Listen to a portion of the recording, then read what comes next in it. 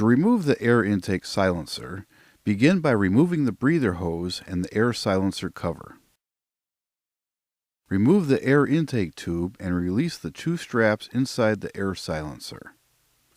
Remove the oil fill cap. Remove the strap at the front near the deflector. Remove the air intake silencer from the vessel. The front deflector is easily removed from the air intake tube. Remove the two bolts from the lower air silencer half. Remove the silencer half from the supercharger inlet hose.